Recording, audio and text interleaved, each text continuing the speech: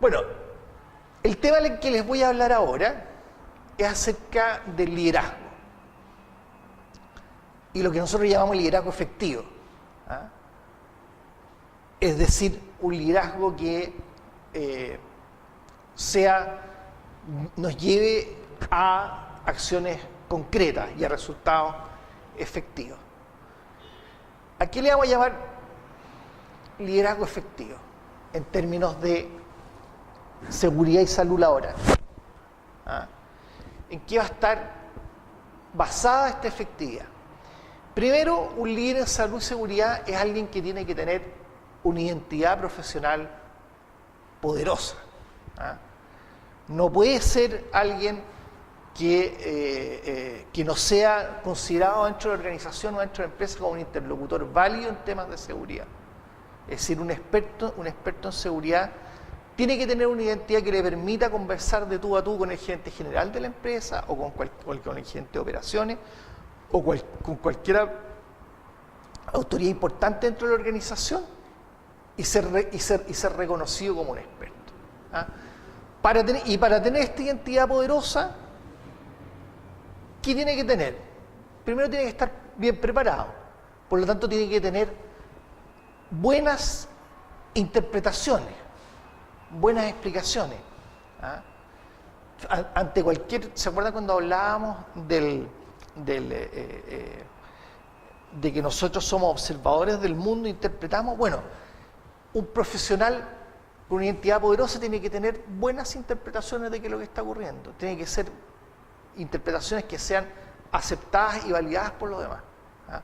No puede ocurrir como ocurre muy frecuentemente en términos de los profesionales de la prevención de riesgo, que sean llamados, ¿cómo se dice?, seguritos. ¿Se han fijado que les dicen segurito?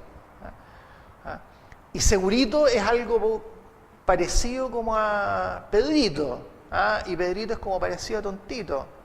¿Ah? Entonces, yo creo que ese tipo de identidad tenemos que evitarlo. O sea, tenemos que constituirnos, si nosotros queremos ser líderes en seguridad, tenemos que constituirnos en una identidad poderosa. Vamos a ver más adelante cómo construimos esta identidad. ¿Ah? Pero por de pronto, teniendo buenas explicaciones, tenemos que ser reconocidos como un referente válido dentro de la organización. Es decir, esta es la persona a la cual nosotros validamos o cuya opinión nosotros aceptamos como válida en este tema, en el tema de seguridad y salud laboral. Y tiene que ser alguien con estados de ánimos vitales. No puede ser alguien que esté apagado, ¿ah? Que esté sentado, que esté como detrás, ahí escondido detrás del computador o detrás de algún escritorio. Tiene que ser alguien que tenga un estado de ánimo que le permita constituirse en este referente válido, ¿ah? Que le permita una identidad adecuada.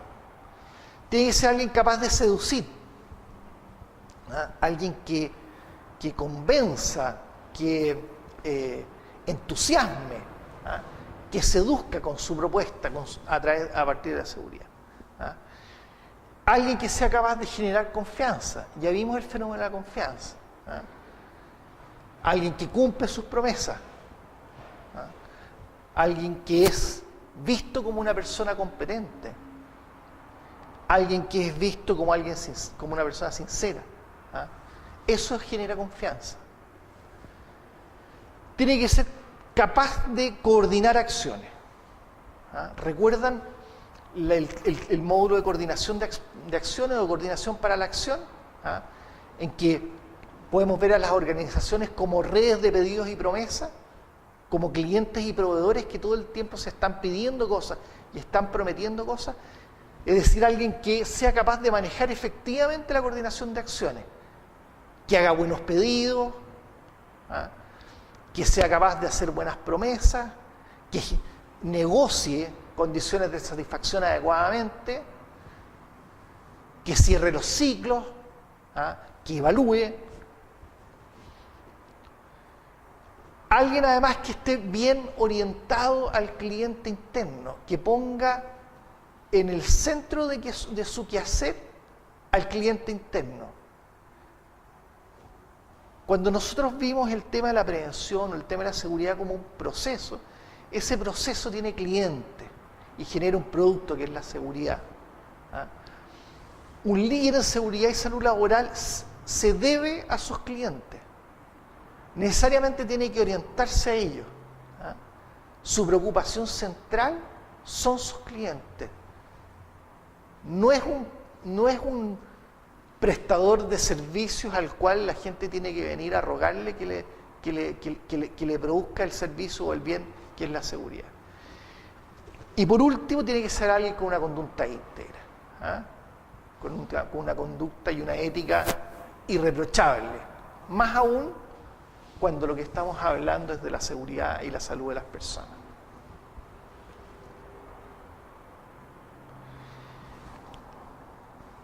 Para este tema, un modelo que nos gusta a muchos desde esta mirada es el modelo del líder coach. ¿Ah? Es el modelo del líder, pero es un líder visto como un coach. ¿Qué significa esto? ¿Qué significa que sea un coach? ¿Ah? Significa que es alguien que tiene distinciones y competencias que otra persona no posee. ¿Ah? Entonces lo que hace es observar lo que la persona hace y va a detectar los obstáculos que dificultan su efectividad, ¿ah? Dificultan su desempeño. Entonces el coach lo que tiene básicamente son buenas interpretaciones acerca de lo que le pasa a la otra persona. Entonces con estas interpretaciones lo va ayudando a descubrir cuáles son los elementos que están interfiriendo en su efectividad, cuáles son los elementos que están interfiriendo en su desempeño personal. ¿Ah? Entonces el coach no es alguien que prescribe, o no es alguien que da sugerencias, no es alguien que está haciendo da consejo. Es alguien que te ayuda a ver esos obstáculos para que tú mismo los remuevas. ¿Ah? Para que emprendas las acciones que lleguen a alcanzar los niveles de desempeño a los que aspiras. Eso es lo que vamos a buscar. Entonces, vamos a decir en resumidas cuentas, el modelo del coach es alguien que, provisto de distinciones y competencias que otra persona no posee, observa lo que ésta hace y detecta los obstáculos que interfieren en su desempeño con el propósito de mostrarle lo que no ve y conducirle a emprender las acciones que le lleven a alcanzar los niveles de desempeño a los que está aspirando. Ese va a ser el modelo de liderazgo que estamos buscando. Entonces, ¿qué tipo de acciones ejecuta el líder coach? ¿Qué es lo que hace un líder coach? ¿Ah? ¿Qué tipo de cosas hace? Primero, es alguien que gestiona compromisos, no transacciones. ¿Ah? ¿Se acuerdan cuando hablábamos de los procesos de negocio? La transacción es lo material. ¿Ah? Tú me pediste un informe, yo me comprometí a hacer un informe, lo material es el informe, la transacción, ¿ah? El elemento físico. El tipo de gestión que hace un líder coach ya no es la transacción, es en la preocupación por el compromiso. En el compromiso está la persona detrás. Entonces lo que yo tengo como centro de mi preocupación es el compromiso que tengo con la otra persona. Por supuesto que es importante el informe, si yo me comprometí a hacer un informe, pero lo central es la otra persona. Cuando yo veo el compromiso, más allá de la gestión de la transacción, yo veo a la persona. Y ahí me surgen posibilidades distintas desde el punto de vista de la administración o la gestión de este compromiso. Ya puedo, si me doy cuenta, me empieza a parecer, por ejemplo, que si yo no voy a poder cumplir el compromiso, tengo que llamar a la persona y avisarle. O bien renegociar. ¿Ah? O bien avisar, cerrar. También me aparece la posibilidad de cerrar ciclos, no solamente dejarle el informe encima del escritorio o mandárselo por mail. ¿Ah?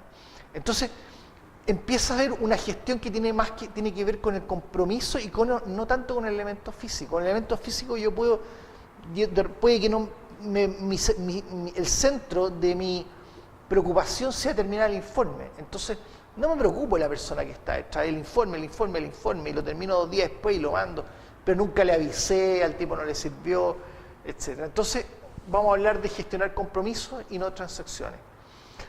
¿Qué otra cosa hace un líder coach? Su tema central es la confianza. Él sabe que de la confianza depende todo. Toda la coordinación, toda la acción, todo el liderazgo, ¿ah? El que el equipo funcione va a depender de la confianza. Por lo tanto, su preocupación central es generar y mantener la confianza dentro de su equipo de trabajo y hacia él. ¿Ah? ¿Qué otra cosa se muestra? Nuevas interpretaciones.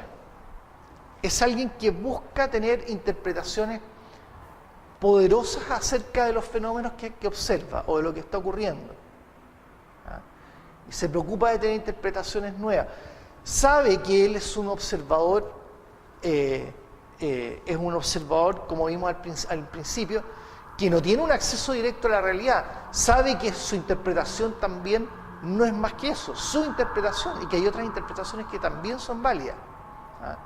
Y no se preocupa de defender su interpretación como si fuera una verdad única. Acepta otras interpretaciones, pero busca interpretaciones que sean poderosas, que sean capaces de resolver los quiebres o los problemas que estamos mirando. ¿Ah? Despierta las capacidades dormidas en las personas. ¿Ah? ¿Se han fijado que los buenos líderes muchas veces son capaces de observar competencias o capacidades que las mismas personas no logran ver? ¿Ah? Y son capaces de desarrollarlas, de despertarlas, de hacer a la otra persona darse cuenta de que es posible hacer algo que esa persona no creía posible. Ese es un buen líder. ¿Ah? No es autoritario, fomenta la autonomía responsable. ¿Ah? Yo no te mando y te controlo después que hagas lo que yo te mandé. Lo que voy a buscar es que tú te hagas cargo del compromiso que nosotros tuvimos. ¿Ah? Si tú te comprometiste conmigo a ejecutar una determinada tarea, ok, tú eres autónomo y responsable. Después me tienes que responder de tu compromiso. Pero yo no voy a andar castigándote después. ¿Ah? Por supuesto que si es que hay compromisos o hay recurrencia en el incumplimiento de compromisos, van a haber ciertos problemas de identidad y en algún momento nos vamos a tener que hacer cargo de qué significa que haya esta recurrencia en el incumplimiento de compromiso, o sea, que te vuelvas una persona irresponsable. Pero el líder coach fomenta la autonomía responsable, no es controlador, no es autoritario. Está en permanente transformación como líder. ¿Ah? El líder coach es alguien que está buscando siempre mejorarse, adquirir nuevas distinciones, adquirir nuevas competencias, adquirir nuevas capacidades. ¿Ah? Y por último, se preocupa del aprendizaje de su equipo. Para el líder coach es muy importante que su equipo también esté en una constante transformación, en un constante aprendizaje. Y por lo tanto se preocupa de que su equipo no solamente tenga y mantenga las competencias, sino que las vaya renovando y mejorando. Eso básicamente es lo que hace un líder coach, algunos de los elementos básicos. ¿Qué habilidades, por lo tanto, para ejecutar estas acciones el líder coach necesita ciertas habilidades? ¿Qué habilidades? Uno, escuchar de manera comprometida. ¿Ah? ¿Se acuerdan del escuchar? En el escuchar comprometido hay por lo menos 2 niveles. Hay un nivel que es como el ruido, las frases, las palabras, pero siempre hay un trasfondo. Está lo que se dice y está lo que se quiere decir. El líder coach va a buscar lo que se quiere decir, va a hacer preguntas. ¿Por qué me dices esto? ¿Qué es lo que está pasando contigo que tú me estás contando esto? ¿Por qué? ¿Qué es lo que pasa? Y si hay confianza, que es algo como veíamos, un elemento fundamental de este tipo de liderazgo, van a empezar a salir los elementos importantes de la conversación. Entonces, el líder coach es un líder que escucha de una manera comprometida, que habla de una manera efectiva. ¿Ah? ¿Se acuerdan que en la comunicación humana hablábamos de que lo importante está no tanto en lo que yo quiero decir, sino que en cómo lo va a escuchar la otra persona? ¿Ah? Yo digo lo que digo, pero tú escuchas lo que escuchas. Porque al escuchar interpreta. Entonces, si yo quiero ser efectivo al hablar, tengo que preocuparme no tanto no de lo que voy a decir, sino que cómo se va a escuchar. Tiene buenas interpretaciones, ya lo vimos. Tiene interpretación, se preocupa por ser interpretaciones poderosas. Ve posibilidades donde otro no las ve, siempre es una persona entusiasta, optimista, siempre más que las no posibilidades o las imposibilidades o las dificultades, es alguien que siempre va a poner el acento sobre las posibilidades. Esta acción o esta forma de ver o esta interpretación, ¿qué posibilidades abre? ¿Qué posibilidades cierra esta otra? Es alguien que es capaz de distinguir juicios y afirmaciones. ¿Se acuerdan cuando vimos los actos de habla en el lenguaje? Que habían 5 actos de habla: hacer afirmaciones, declaraciones, juicios que eran parte de las declaraciones, pedidos, promesas y ofertas. Un elemento importante de este líder es la capacidad de distinguir juicios de afirmaciones. Es decir, no vivir cuando alguien hace un juicio, no vivirlo como una afirmación y obligar a fundar los juicios. Si alguien te dice esto está mal hecho, bueno, pero ¿por qué está mal hecho? ¿Qué significa que esté mal hecho? Mal hecho juicio. ¿Cuál es fúndame ese juicio? ¿Cuál es el estándar? ¿Qué afirmaciones recurrentes tienes para hacer este juicio? ¿Cuál es el dominio del juicio? ¿Cuál es el propósito de hacer este juicio? ¿Por qué me haces este juicio? ¿Cuál es la preocupación que tienes al futuro que te lleva a tener este juicio? Genera confianza. Es alguien que es capaz de generar confianza, como decíamos, dentro de su equipo y hacia sí mismo. Es capaz de reconocer los estados de ánimo de las personas, reconoce estados de ánimo y emociones. Entonces, no pierde este líder, no pierde el tiempo. Si ve que alguien está en un estado de ánimo de la rabia, por ejemplo, o en la emoción de la ira, no va a ir a hacerle una evaluación porque sabe que no lo va a escuchar. Va a esperar un momento en que esté en un estado de ánimo mejor o a buscar cómo sacarlo de ese estado de ánimo. Y por último, está en permanente aprendizaje. Es algo que está buscando permanentemente aprender. ¿Cuáles son las habilidades conversacionales entonces que va a tener un líder coach? Vamos a revisar estas 6 habilidades que son, o 6 conversaciones que son centrales para este tipo de liderazgo. Conversación para resolver quiebres, la conversación para coordinar acciones, la conversación de evaluación, la conversación estratégica, la conversación para la toma de decisiones y la conversación para generar confianza. Vamos a revisar estos 6 tipos de conversaciones que son las conversaciones centrales que tiene que dominar el líder coach. Primero vamos a hablar de esta conversación de resolver quiebres. ¿Qué es lo que es un quiebre? ¿De dónde viene esta noción de quiebre? ¿Cómo aparece? Bueno, el quiebre desde esta mirada es una noción que inventó Martin Heidegger en los años 20. Martin Heidegger es uno de los filósofos más famosos del siglo XX. Y para distinguirlo de problema. Porque un problema siempre tiene una connotación negativa. entonces genera una emoción negativa. Un quiebre puede ser tanto positivo como negativo y va a depender de la interpretación que tú le des. ¿Ah? Es decir, como decimos, no es lo que te pasa lo que te hace infeliz, sino la interpretación que tú le das a lo que te ocurrió.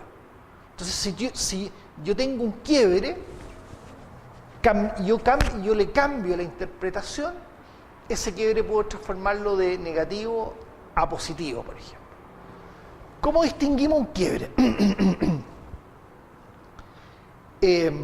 Los quiebres siempre aparecen de la siguiente manera. Nosotros vamos en la vida cotidiana, operamos lo que llamamos la transparencia. ¿Ah? Para nosotros resulta transparente muchas cosas. Por ejemplo, cuando nosotros manejamos un auto, no vamos preocupados, salvo que estemos aprendiendo, no vamos preocupados de cómo vamos a coordinar el pedal del embrague con el acelerador y con la palanca de cambio y el manubrio y todo. No, manejamos de manera intuitiva, transparente. Para nosotros es transparente el manejar. ¿Ah? Entonces, vamos por la vida esperando que ciertas cosas ocurran, o bien que ciertas cosas no ocurran. ¿Ah?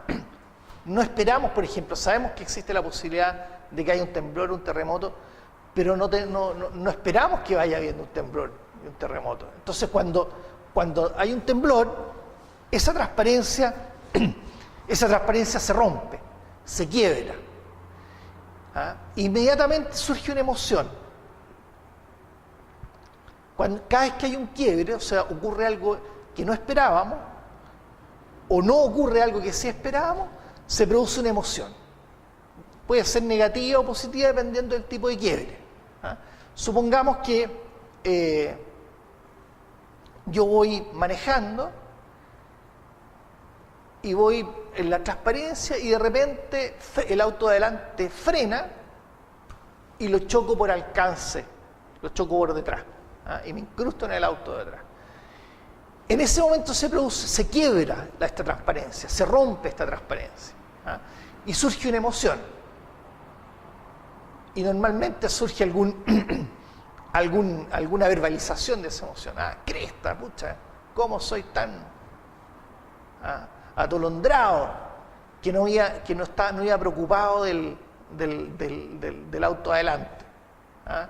En ese momento se rompe la transparencia, en ese momento me aparece el mundo, pues. Me aparece el auto, me aparece que no había tomado el seguro, me aparece que tenía que ir mañana a Rancagua y no voy a poder ir porque no voy a tener auto, y se me aparece el mundo en ese momento, a partir de ese quiebre. Ahora, ese quiebre,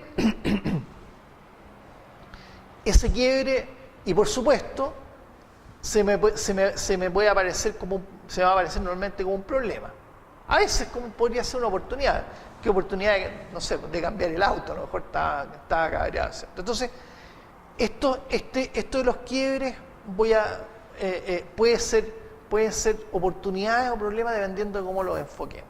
Voy a dar otro ejemplo para esto. Imagínense que van camino a la playa con la señora, los hijos, la suegra, y de repente se pincha un neumático. Hay un quiebre. Pero este quiebre sería positivo o negativo. Depende. ¿De qué depende? Depende de cómo se interprete. Para el señor que va conduciendo el auto, es negativo. Probablemente va a tener una interpretación negativa. Voy a tener que bajar las cosas, sacar la rueda, cambiar la rueda, ensuciarme las manos, los pantalones, etc. Pero para la suegra que iba ya incómoda una hora viajando, a lo mejor es la oportunidad para estirar las patas. Entonces puede ser algo positivo. Para los niños que ya iban bastante cansados, ¿ah? También la oportunidad de salir al campo y ver y mirar y explorar un poco. Entonces, va a depender de este quiebre, va a ser una oportunidad o un problema dependiendo de cuál sea la interpretación que nosotros les demos. ¿Ah? Y por lo tanto, una habilidad, tal como lo decía, muy importante del coach o el líder coach es la capacidad de reinterpretar los quiebres para sacar a la gente de los problemas, para sacar a su gente de los problemas, ¿ah? Y mostrarlos como oportunidades. Entonces, ¿qué ocurre cuando existe un quiebre? Lo primero que ocurre cuando hay un quiebre, hay una conversación interna de juicio. Vamos al ejemplo del pinchazo. ¿Ah? Vamos al ejemplo del pinchazo. Ahí hay una conversación de juicio en que el tipo dice, pucha, no, si yo sabía que tenía que hacer revisar los neumáticos porque se me estaba desinflando. O yo no tenía, debería haber inflado el neumático de repuesto porque ahora no sé si tiene presión de aire o no tiene presión de aire y quizás voy a tener un problema peor. ¿Ah? Y empieza una conversación de juicio, de juicio interno. Qué tonto fui, cómo no se me ocurrió, con el ejemplo de chocar el auto adelante, pucha, debería haber ido más pendiente de lo que estaba pasando, ¿ah? Más pendiente del tráfico, qué torpeza la mía. Ahora, está bien que estemos, porque junto con el quiebre surge esta emoción y surge esta primera conversación interna de juicio, y también está bien que la tengamos, pero no nos podemos quedar toda la vida en esta conversación. Hay gente que se queda toda la vida en esta conversación de juicios personales. ¿Ah? ¿Y por qué? Y el mundo está contra mí, y por qué mi amigo me hizo esto, y ¿sabéis? Muchos se acuerdan de lo que vimos de las personas que estaban resentidas. Estas personas en general están en este tipo de conversación. Entonces, está bien, puede ser un rato, pero nosotros tenemos que salir de esa conversación de juicios personales para hacer una conversación para coordinar acciones. ¿Ah? Para coordinar acciones. O sea, ya, ok, choqué, ya, listo, me recriminé un rato. ¿Qué tengo que hacer? Llamar a una grúa, ¿ah? Llamar a un amigo para que me venga a ayudar, bajarme del auto, conversar con la otra persona, ir a hacer la denuncia a Carabineros, empezar a coordinar, conversemos para coordinar cuáles son las acciones que son necesarias para resolver este quiebre. ¿Qué acciones son necesarias? Es posible que yo no sepa qué acciones son necesarias para resolver el quiebre. ¿Ah? Entonces no puedo tener esta conversación para coordinar acciones porque no sé cuáles son las acciones. Nunca he chocado.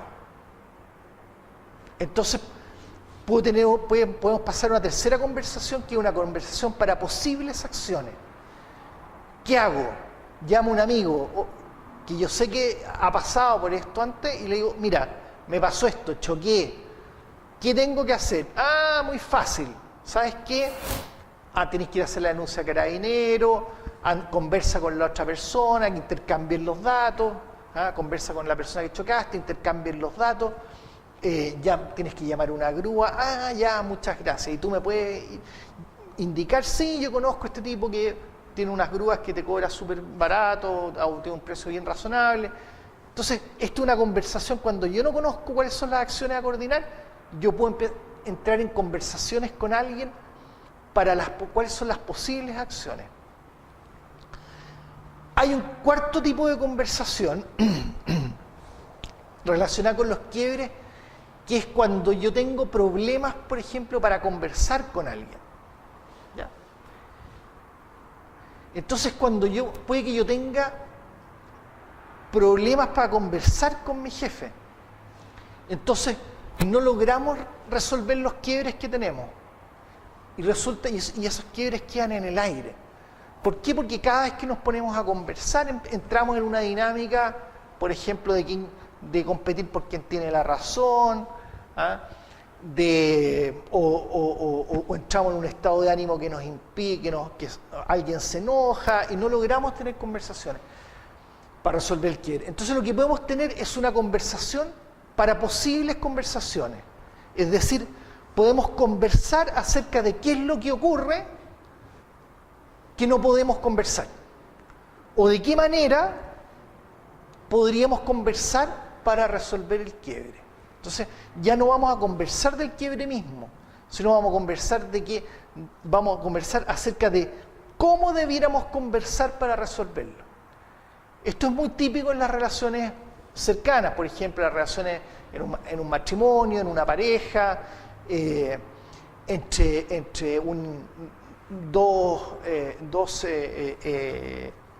compañeros de trabajo, que tienen quiebres y compiten y no logran resolverlo, o entre un jefe y un subordinado, etc. Entonces, cuando no sabemos cómo podemos conversar, cuando no logramos conversar para resolver los quiebres, tenemos que conversar acerca de cómo debiéramos conversar y tomar ciertas, y cuáles son las reglas que debiéramos seguir para conversar.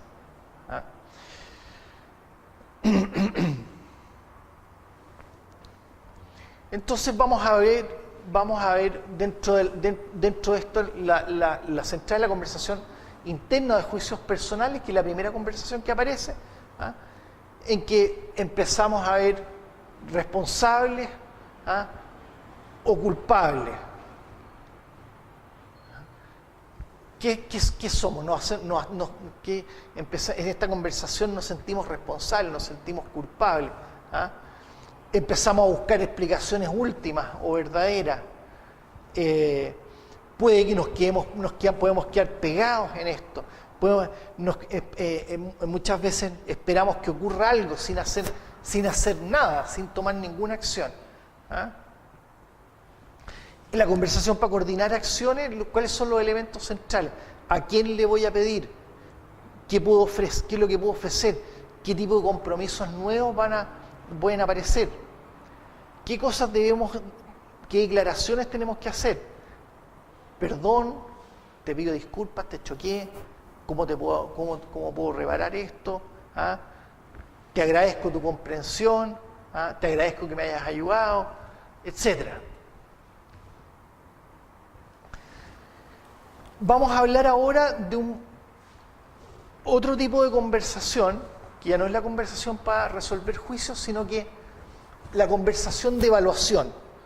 Cuando yo como jefatura o yo como líder tengo la obligación de evaluar a las personas. Parte de mis responsabilidades como líder es evaluar lo que los otros hacen. ¿Qué elementos tengo que tener en cuenta al hacer una evaluación? O hacer una realimentación o un feedback, como también le llamamos. Primero que nada, distinguir juicios de afirmaciones. La evaluación básicamente es un juicio. Yo voy a hacer un juicio acerca de la calidad de tu trabajo, por ejemplo. Pero el juicio lo voy a hacer bien hecho. No lo voy a frasear como una afirmación, no lo voy a frasear como una propiedad de tu persona, porque yo no tengo acceso a tu ser. Lo que yo tengo acceso es a observar tu hacer, tu comportamiento, lo que tú haces. Entonces, primero que nada, para distinguir juicios de afirmaciones, yo voy a partir diciendo el juicio desde mí, desde quien yo soy, lo pongo en mí. ¿Se acuerda que los juicios son de quien los hace? No son propiedades de las personas que están siendo sometidas a este juicio. Entonces, una buena forma de hacerlo es partir diciendo, yo te encuentro. A mí me parece que este trabajo quedó mal hecho o bien hecho. Yo siento que esto pasa. Pero siempre partir poniéndolo en mí. Segundo, fundar el juicio. Fundar este juicio, esta evaluación. ¿Qué significa fundar el juicio? Recuérdenlo, el propósito, ¿por qué te estoy diciendo este juicio? ¿Cuál es la preocupación que tengo hacia el futuro que me lleva a hacer este juicio? ¿Cuál es el ámbito de este juicio? ¿Cuál es el estándar con que yo estoy haciendo el juicio? ¿Y qué afirmaciones recurrentes tengo acerca de esto? Por ejemplo, si yo te digo, te voy a hacer el juicio, te voy a decir que yo te encuentro impuntual, y te encuentro impuntual, ¿por qué? Porque a mí me preocupa, ¿y por qué te lo estoy diciendo? No por joderte, sino porque a mí me preocupa que la identidad de nuestro equipo de trabajo se vea resentida si es que tú llegas atrasado a las reuniones. Es por eso que te lo estoy diciendo, no por molestarte ni por joderte. ¿Cuál es el estándar? El estándar es que tú llegues a la hora, o 2 o 3 minutos de atraso como máximo. ¿Ah? Más allá de eso, yo voy a considerar que eres impuntual. ¿Cuál es el ámbito? ¿Ah? El ámbito es que esto no es un juicio general, no es que tú llegues a todo atrasado, sino que a las reuniones que tenemos los martes en la tarde, por alguna razón que yo no conozco, estás llegando atrasado. ¿Ah? ¿Qué afirmaciones recurrentes tengo? Mira, llegaste el martes pasado, llegaste 10 minutos atrasado, la semana anterior llegaste 15, la otra semana llegaste, no fuiste y no avisaste. Entonces, hay una cierta recurrencia que me lleva a mí a hacer este juicio. Entonces, eso es lo que llamamos fundar el juicio. Por supuesto, al evaluar tenemos que estar conscientes de que lo que estamos haciendo es un juicio. ¿Ah? Lo que acabo de decir hace un rato, el juicio es a la acción, no al ser. Yo no tengo acceso a tu ser. No puedo observar, hacer un escáner de tu cerebro y a partir de hacer ciertas mediciones, llegar a una conclusión científica de que tú eres impuntual. Yo solamente puedo observar tu accionar. ¿Ah? La recurrencia en los juicios, ¿ah? Ya lo habíamos hablado, es muy importante para que el juicio la otra persona se pueda hacer cargo del juicio que yo lo estoy haciendo. Es muy importante fundarlo y dentro de fundarlo mostrarle que esto es algo recurrente. No es algo que ha ocurrido esporádicamente. De nuevo, atreverse a hacer los juicios. ¿Ah? Quien tiene la responsabilidad de liderazgo tiene la obligación de poder hacer esto y de hacer estos juicios. ¿Ah? Y alguien también tiene que ser capaz de tiene que tener la capacidad de recibir juicios negativos y lidiar con juicios negativos y también positivos. ¿Ah? Es decir, también estar consciente de que puede ser objeto de juicio y hacerse cargo de estos juicios. ¿Ah? Y por último, lo mismo, realizar y lidiar juicios negativos y positivos, atrever a hacerlo y también ser capaz de hacerse cargo de los juicios que él hace, ¿ah? Que pueden tener consecuencias, que pueden tener respuesta y tiene que saber administrar o saber gestionar y hacerse cargo de las consecuencias que tienen los juicios que él hace. Otra conversación importante que debe tener el líder o el líder coach es la conversación estratégica. ¿De qué estamos hablando cuando hablamos de estrategia? Porque estrategia es una palabra muy usada, muy mal usada, muy manoseada. Entonces, pongámonos de acuerdo, por lo menos en ciertas interpretaciones, que no digo que sean las únicas, pero en las que vamos a usar desde esta mirada. Entonces, cuando hablemos de estrategia, algo estratégico, o cuando hablemos de estratégica, lo que vamos a estar hablando es del largo plazo. ¿Ah?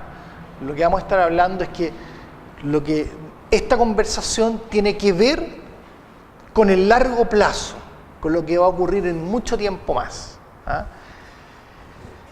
Lo que nos lleva a decir, bueno, pero ¿qué es el largo plazo? El largo plazo es una semana, es un mes, es un año, es 6 meses, es 10 años, es 5 años.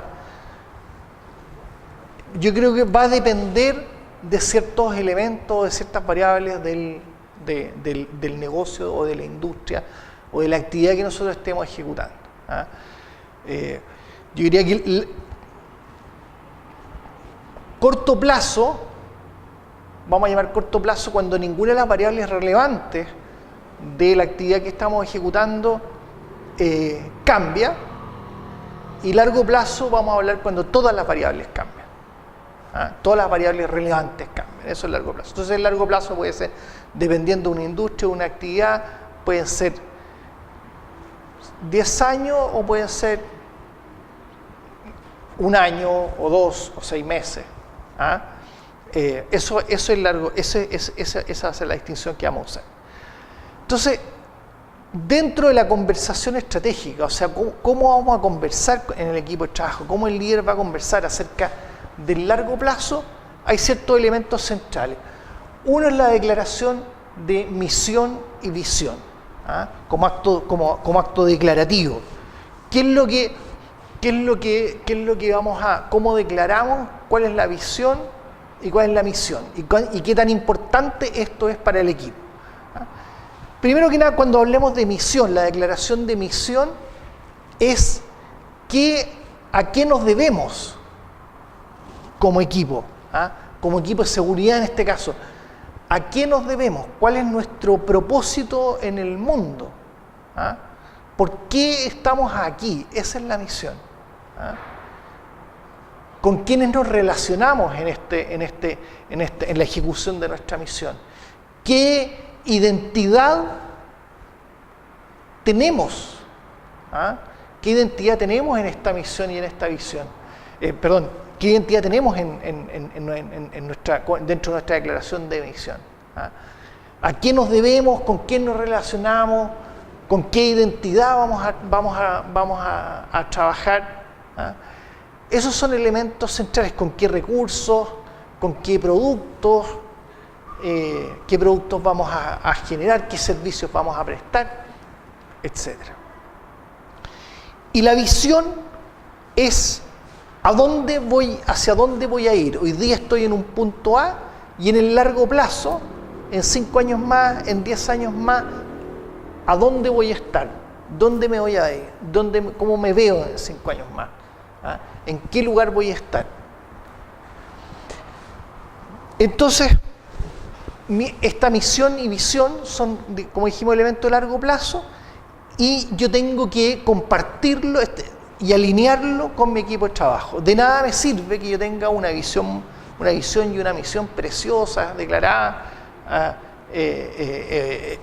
guardadas en mi cajón, si es que yo no he hecho una declaración a mi equipo y no lo he compartido y no lo he alineado. ¿Ah? No está socializada, por decirlo de alguna manera, esta misión, no está compartida. Para el que esté compartida, yo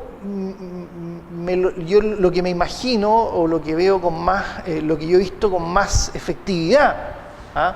Para alinear la misión es que las personas de mi equipo participen en la elaboración de la visión y misión.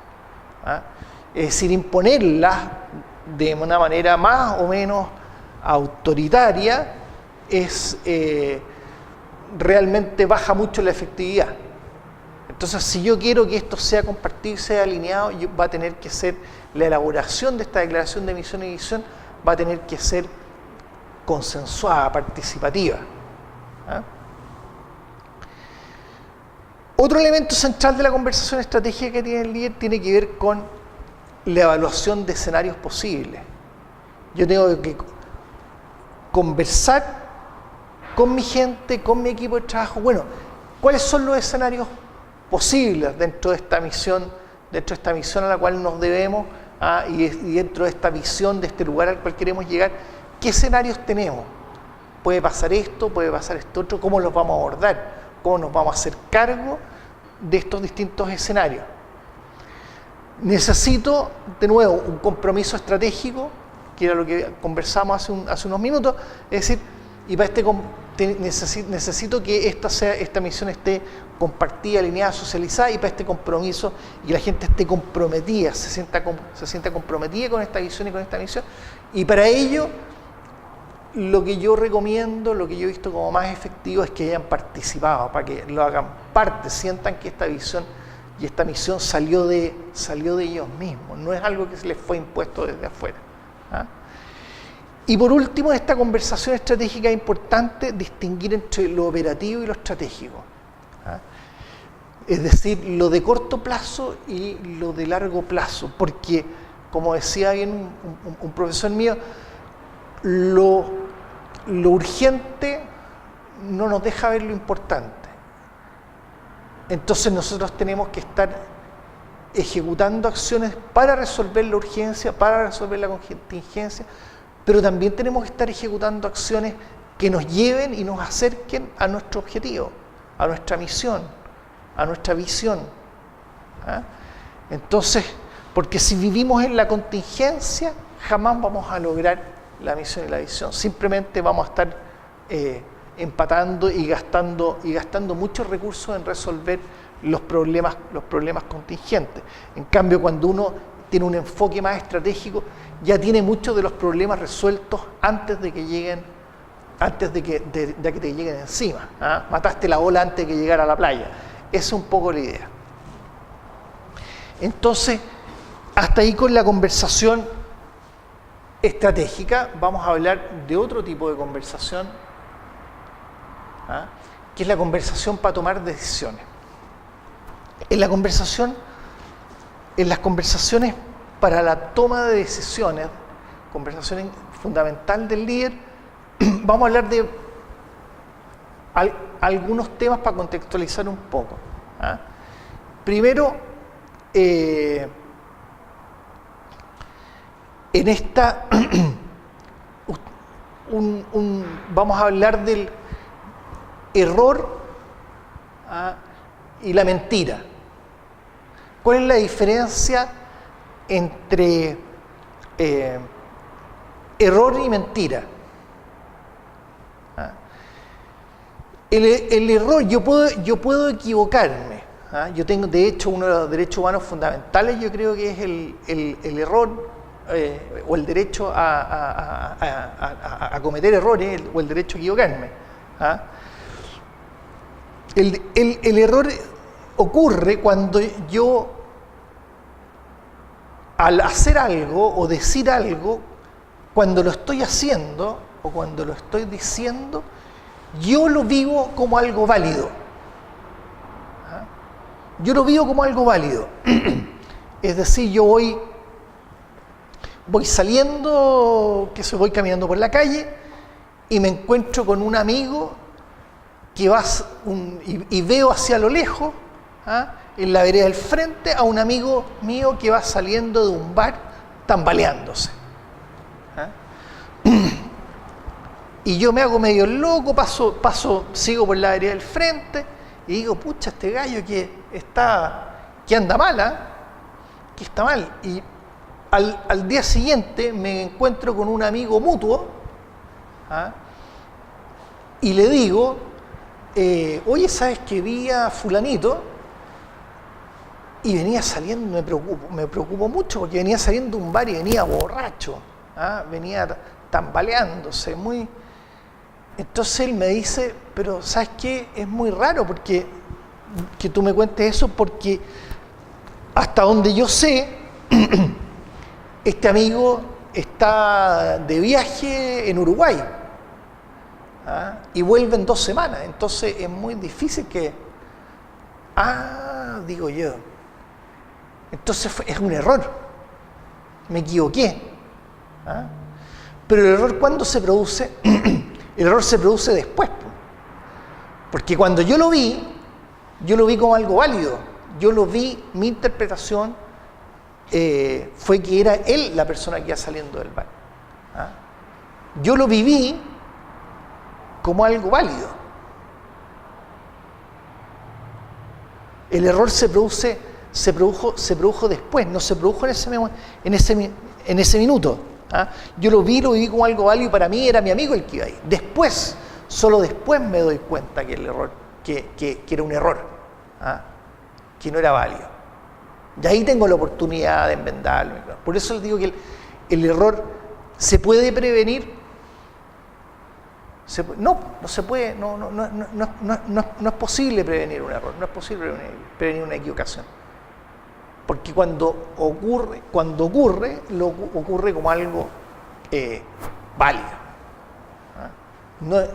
Es posible entrenarse, es posible tomar nuevas competencias, pero nunca se va a poder eliminar el error. Entonces, ya dijimos qué es lo que es el error. ¿Y qué es lo que es la mentira? La mentira es cuando lo que yo digo, cuando yo lo digo, yo sé que no es válido. Yo lo vivo como no válido. ¿Ah? Esa declaración yo la vivo como inválida. Yo sé que no es cierta, no es válida. ¿Y qué es lo que es la enajenación? La enajenación es cuando yo no logro distinguir si lo que estoy diciendo es válido o no es válido. Ahí estoy enajenado, estoy loco, cuando no logro saber si lo que yo estoy diciendo, no logro distinguir si lo que estoy diciendo es válido o inválido. Esto el error es bien importante, porque una de las fuentes centrales de crecimiento, de innovación, de mejora es el error. Y en muchas organizaciones todavía se castiga el error. La equivocación se castiga. En cambio, en China, por ejemplo, donde yo creo que tienen bastante más cultura y manejan esto de una manera más con una sabiduría más ancestral casi, el error es como un manjar, así es como una cosa exquisita. Cuando alguien se equivoca, la tendencia no es a castigarlo, sino es armemos un equipo de trabajo para ver qué fue lo que pasó. Si nosotros ya lo hacíamos bien y descubrimos este error, es algo fantástico, porque ahora sabemos que tenemos la posibilidad de hacerlo mejor todavía. Podemos mejorar lo que estamos haciendo. Entonces armamos un equipo para sacarle todas las enseñanzas, aprovechar todas las mejoras que podamos a partir de este error que se cometió. Hay un dicho de los chinos que dice en la derrota hay 1000 enseñanzas, en la victoria no hay ninguna. Entonces ese es el espíritu, o esa es la mirada a la que yo los invito. Porque muchas empresas aquí dicen, sí, nosotros nos encanta la innovación, somos súper innovadores, y buscamos y le hacemos cursos de innovación, pero aquí el que se equivoca se va. Eso no puede pasar. Eso no puede pasar. El error es una fuente fundamental de mejora y de aprendizaje. Entonces, al tomar decisiones tenemos que tener en cuenta esto. Otra cosa importante en la toma de decisiones es la generación de contextos. Las cosas no ocurren, las decisiones no se toman, ni los procesos ocurren en el vacío, siempre ocurren en contextos. Entonces yo como líder no basta con que yo tome una decisión y espere que solo porque tomé la decisión esto va a ocurrir. También tengo que preocuparme de, ¿cuál es el contexto necesario para que esto ocurra? ¿Están los recursos? ¿Están los estados de ánimo? ¿Existe la emocionalidad adecuada? ¿Existen los equipos de trabajo? ¿Están suficientemente afiatados?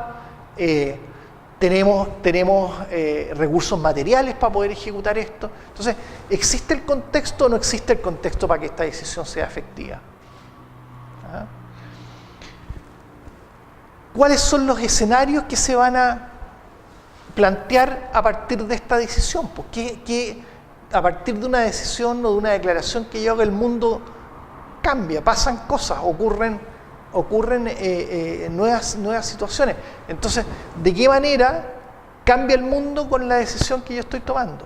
¿Cuáles son los nuevos escenarios que se van a generar? Tengo que tenerlo muy claro. ¿Cuál es el propósito que yo busco alcanzar al tomar esta decisión? ¿Por qué la estoy tomando? No puedo mostrarme como arbitrario en la toma de decisiones. Siempre tengo que conversar por el por qué hago lo que hago, por qué digo lo que digo, por qué estoy tomando esta decisión. ¿Qué cosas tener en cuenta uno? ¿Qué cosas están en juego al tomar de esta decisión? qué cosas están en juego, qué cosas pueden cambiar al tomar esta decisión.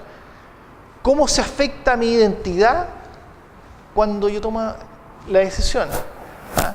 Esta decisión, ¿de qué manera va a afectar mi identidad? Recuerden que la identidad es el cómo, no es como yo me veo, es cómo me ven los demás.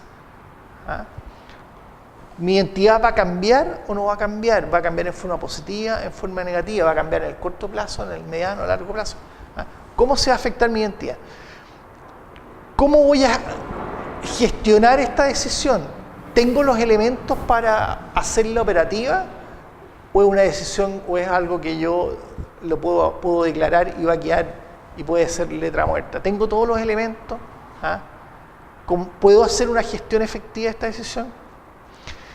Y por último, ¿cómo se va a evaluar el resultado de esta decisión? ¿Ah? ¿Quién lo va a evaluar? ¿Cómo lo va a hacer? ¿Con qué elementos? ¿Qué va a tomar en cuenta? ¿Ah? Todos estos son elementos centrales para la conversación de toma de decisiones.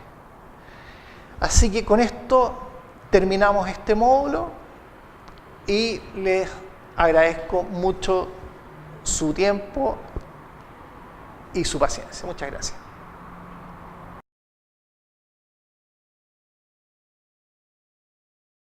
Bueno, el tema del que les voy a hablar ahora es acerca del liderazgo y lo que nosotros llamamos liderazgo efectivo. ¿Ah? Es decir, un liderazgo que nos lleve a acciones concretas y a resultados efectivos. ¿A qué le vamos a llamar liderazgo efectivo en términos de seguridad y salud laboral? ¿Ah? ¿En qué va a estar basada esta efectividad? Primero, un líder en salud y seguridad es alguien que tiene que tener una identidad profesional poderosa. ¿Ah? No puede ser alguien que no sea considerado dentro de la organización o dentro de la empresa como un interlocutor válido en temas de seguridad.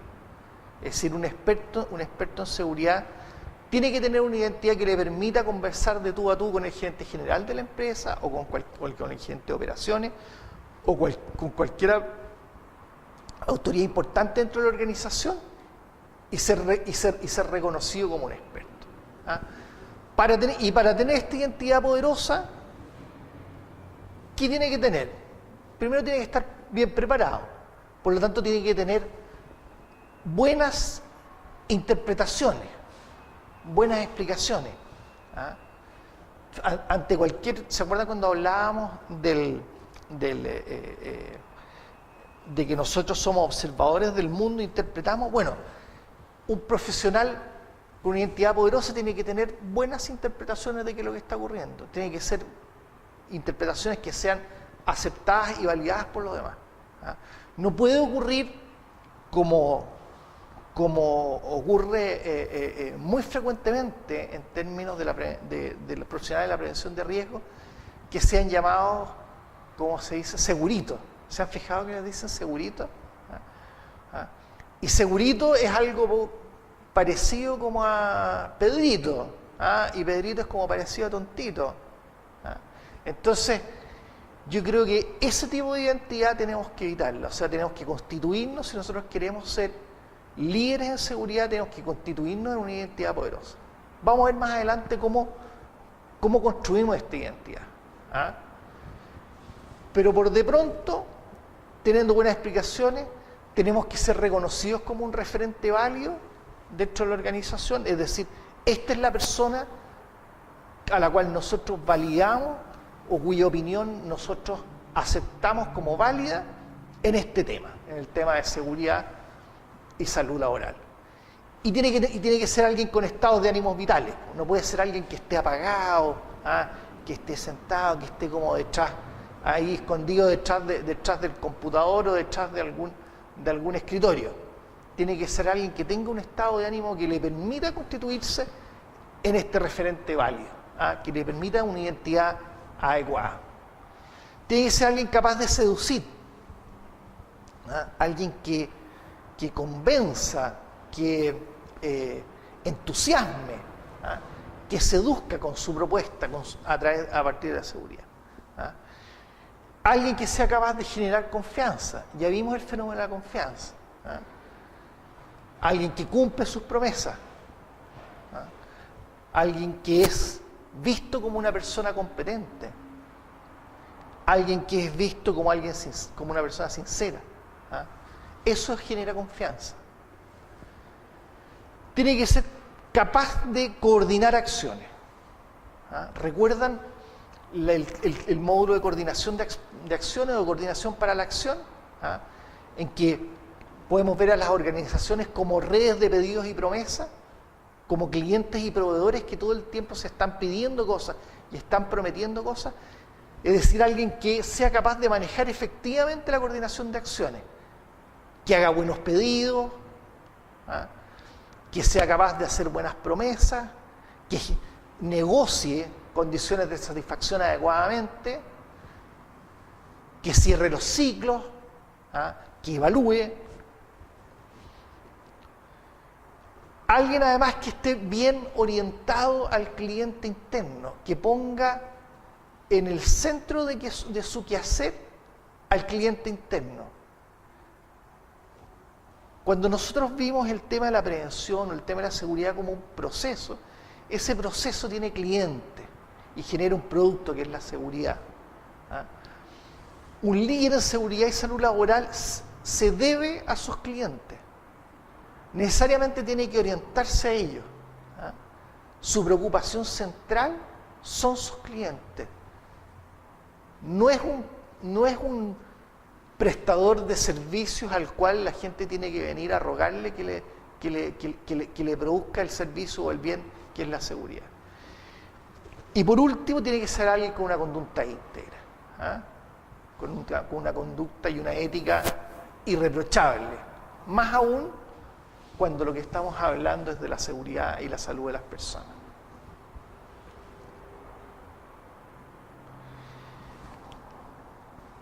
Para este tema, un modelo que nos gusta a muchos desde esta mirada es el modelo del líder coach. ¿Ah? Es el modelo del líder, pero es un líder visto como un coach. ¿Qué significa esto? ¿Qué significa que sea un coach? ¿Ah? Significa que es alguien que tiene distinciones y competencias que otra persona no posee. ¿Ah? Entonces lo que hace es observar lo que la persona hace y va a detectar los obstáculos que dificultan su efectividad, ¿ah?